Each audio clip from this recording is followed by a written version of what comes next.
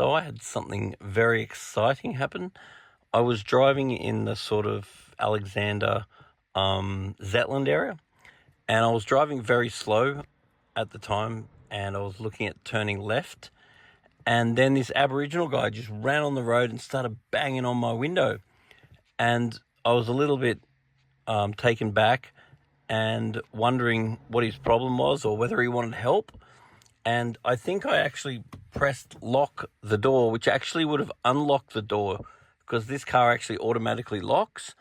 And then he pulled the door and started trying to open my door.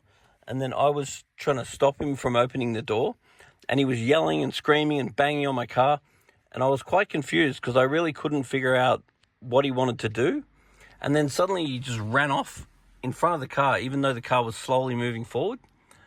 And then I thought that was the end of it. And I was like, wow, that was pretty exciting. Because that guy had really evil eyes. Like, I think he was on some sort of awesome drugs or something, because he really had eyes that you look like he would want to kill you and not think twice.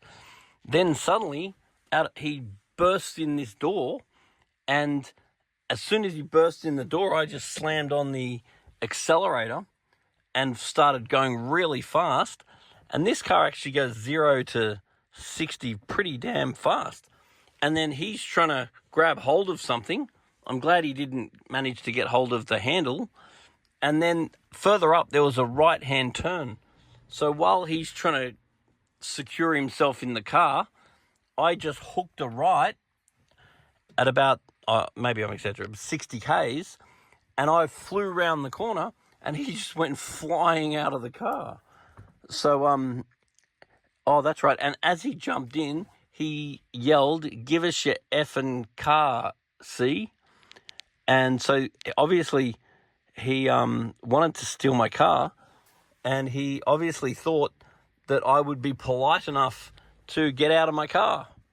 But I got news for him. I'm much bigger than him, and I've got steel cap boots on. So I'm pretty sure that he wasn't going to get me out of the car. He didn't show any signs of having a knife or any sort of weapon, but he was just completely off his head. Like, his eyes were completely evil, and he was yelling basically incoherently, except for those words that I heard very clearly. So anyway, you can't be too careful. So it is good to drive with your car locked, because you never know when someone might want to carjack you. And the funny thing is, when it happened, I was actually very, very calm. It was only later on, when I started ringing people and telling them what a legend I am, that I actually got a bit of an adrenaline rush. I do that in some circumstances. I seem to stay very calm at the time. And I didn't really realize what was going on. But mind you, I think that guy was so off his head, I don't think he really realized what was going on. And I'm pretty sure that he just saw me and just went into some sort of rage and then decided to steal the car. I don't know if his intention, when he ran over and started banging on the car, I think he was just in some sort of rage. And I don't know at what point he decided to steal the car. I don't know. And then once I took off at 1,000 miles an hour and quickly turned that corner, and he went absolutely flying. So I really don't know what happened to that guy, but he wouldn't have had too much fun, because I reckon he flung out of the car at sort of 60 to 80 Ks, and he would have skimmed along the ground and probably crashed into a car on the other side of the road, on one of the parked cars. But anyway, I reported it to Crime Stoppers. But yeah, you can't be too careful. You never know when someone might want to carjack you.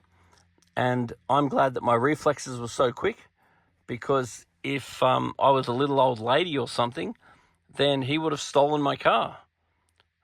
Anyway, he was so angry that there's no way he could have driven the car. I reckon he would have just driven it up and crashed into a pole.